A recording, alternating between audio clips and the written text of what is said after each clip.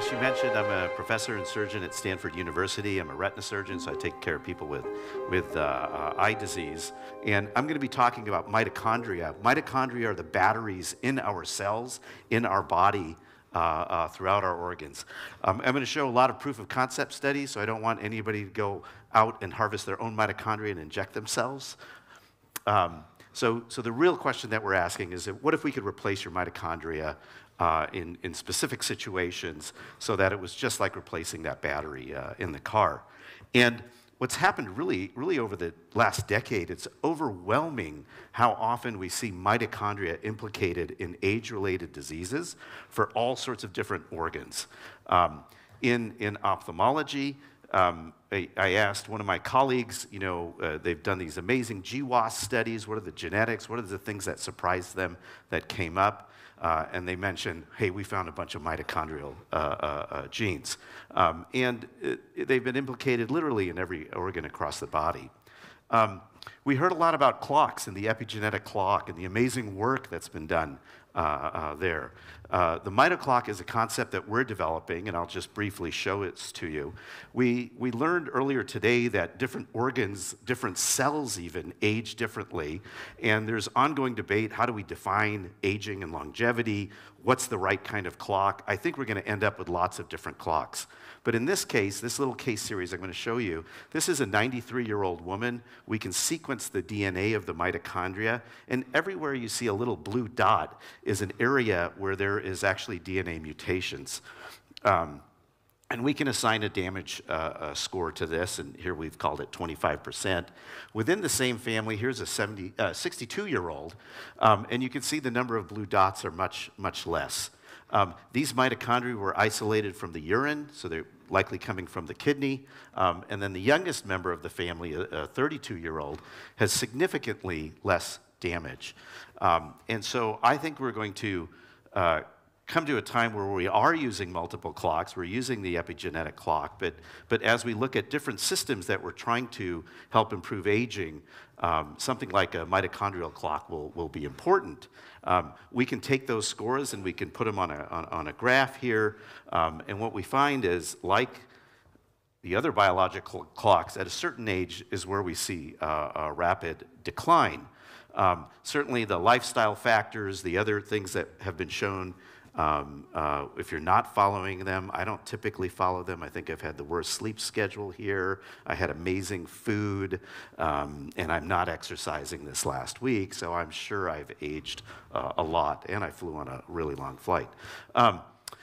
So this is one aspect that we think could be an important contributor to aging, and the aspirational goal of our company for Mitrix is, can we adjust this clock by boosting patients and people in specific conditions by periodically boosting the mitochondria.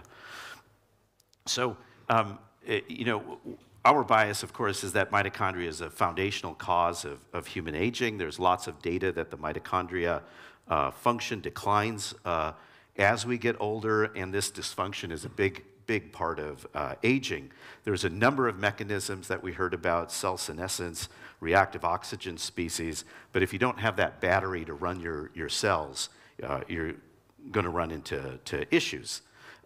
What's interesting is that humans seem to be more dependent on this than some of our other models of aging, like worms and mice, and I'll come back to that in a little bit.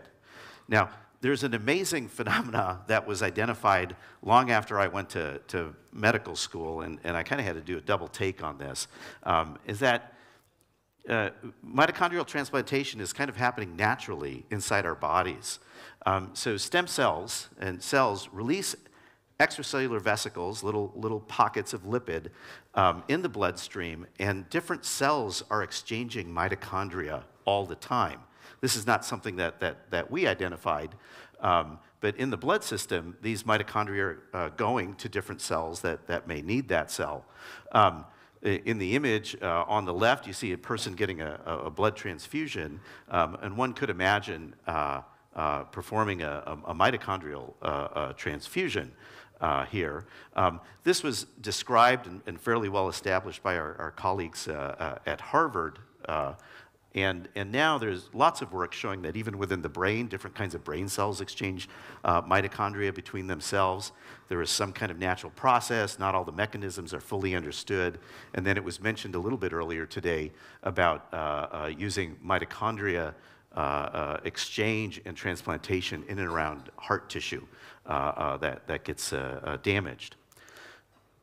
So let me tell you a little bit about mitlets.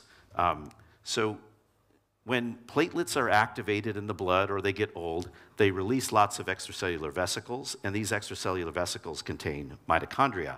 These mitochondria, can, as I just showed, can be exchanged to the other surrounding cells. And they're constantly developing these and delivering these mitochondria.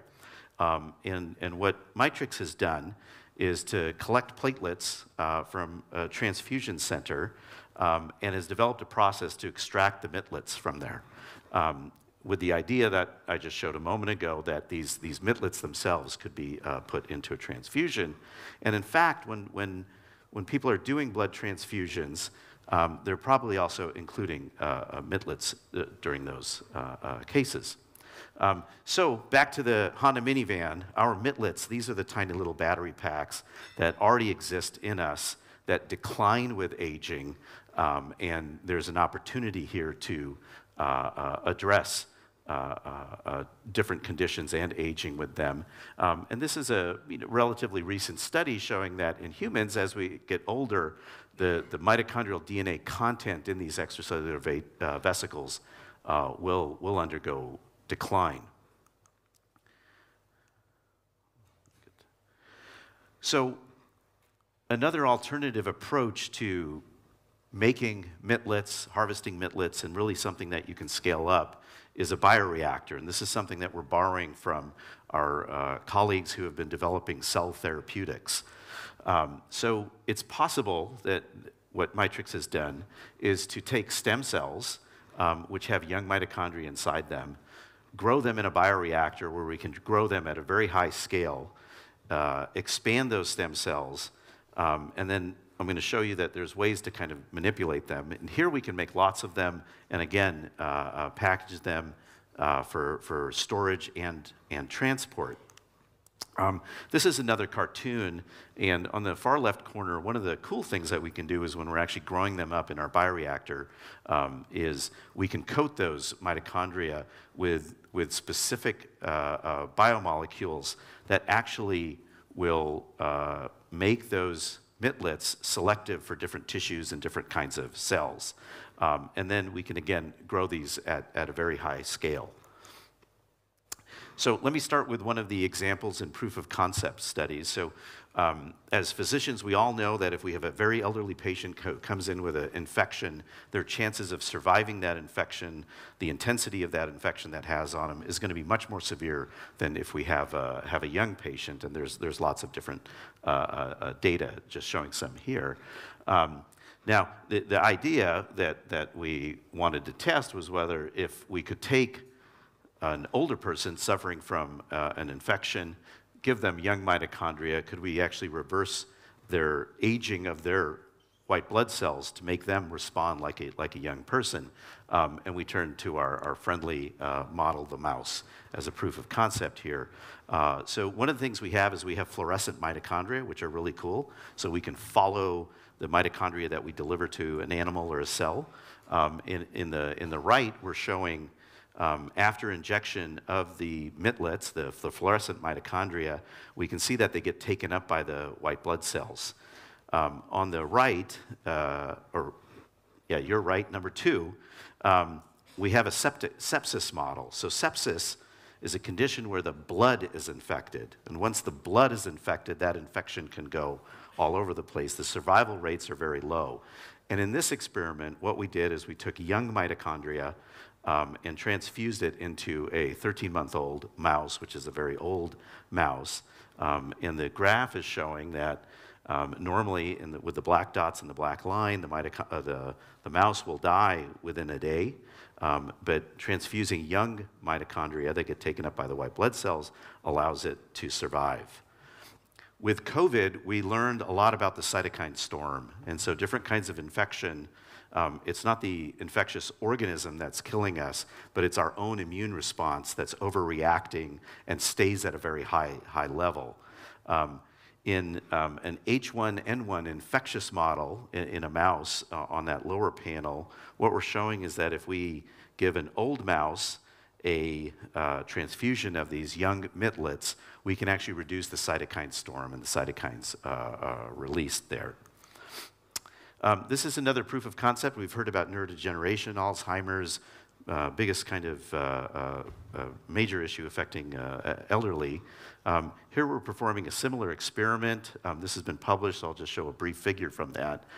We've taken 1-month-old mitlets from 1-month-old mice, transfused them into elderly mice, and the panel in the middle with all the black spots is showing a protein complex that's in our hippocampus of our brain. This is important for how those cells function, how they form memories. And here that we can show that we can actually regenerate that protein complex. And there's some really interesting data that mitochondria also will actually cross the blood-brain barrier for things.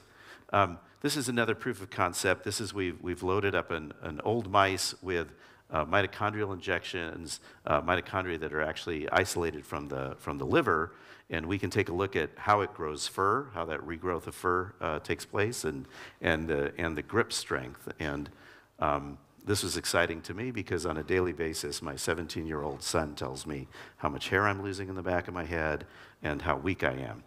So this is some work from my own lab, and this is a different kind of clock. So we heard again about epigenetic clocks, mitochondrial clocks. So we do have tissues, and this is from the eye, where we can't sample DNA.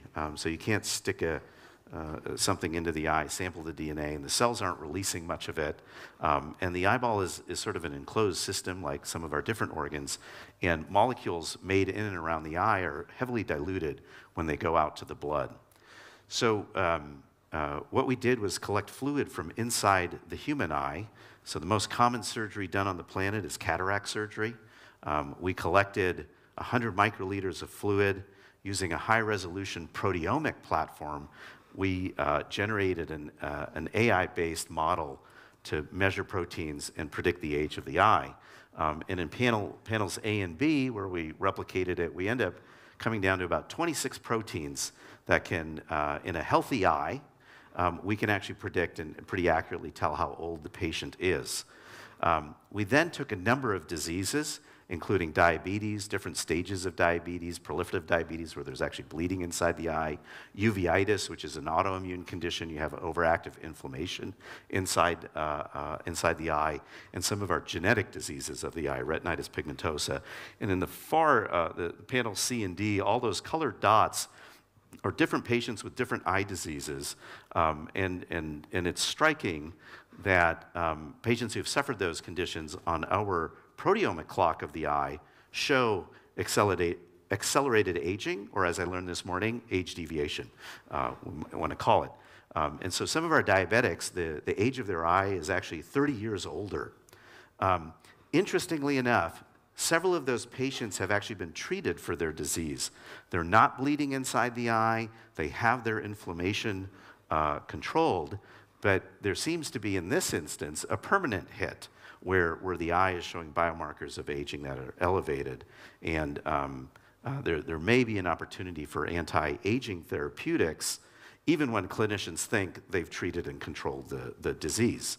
I'm going to show you some proof of concept studies we've done in and around the eye. So this is age-related macular degeneration. It's the #1 cause of blindness in the developed world. If you're over 50, there's close to 13 million cases right now. We have 71,000 new patients each year.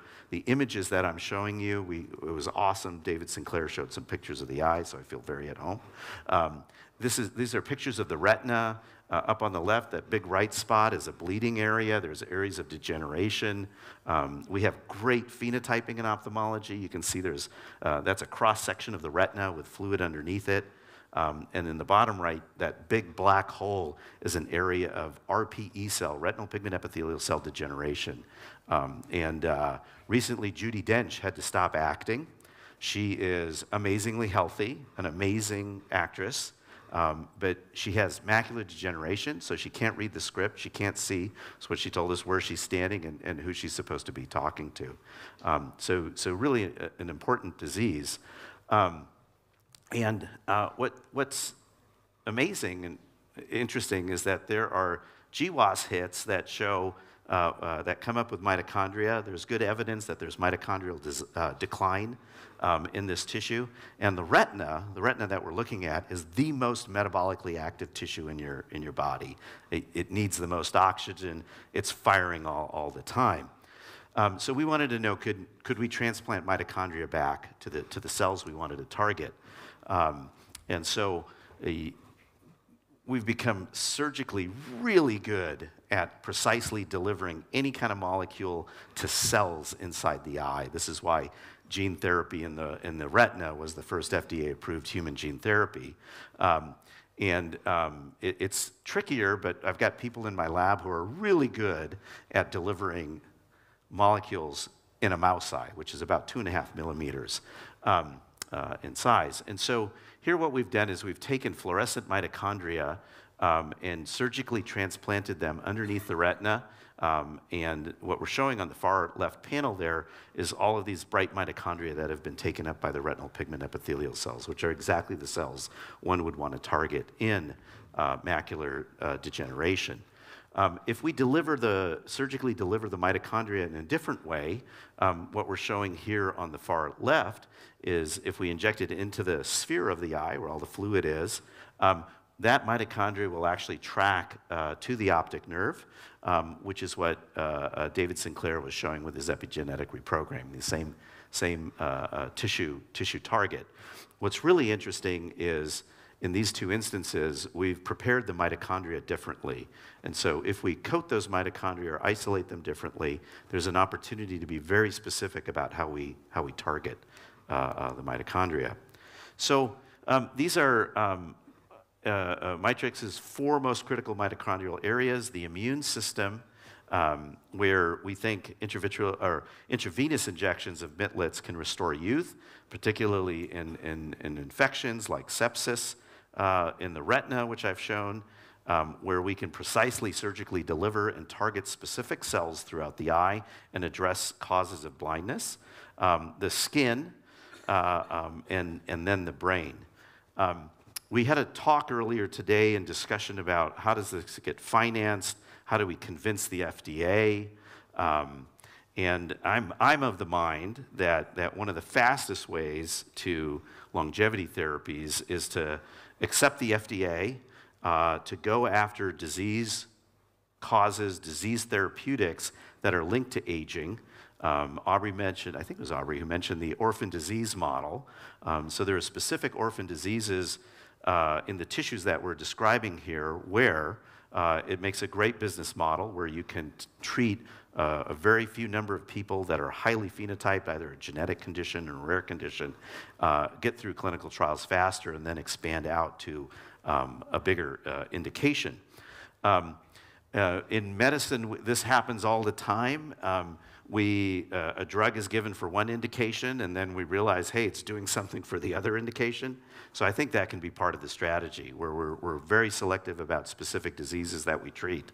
And that may be the entree to getting the data we need in clinical trials for then addressing longevity, as long as we, I guess, all decide exactly what is aging and what is the end point. Our first indication in the pipeline is we're working to manufacture the mitlets that we think can go in for the immune system. This is almost an orphan indication. It's very akin and close to doing a blood transfusion and delivering cells into patients, which we do routinely.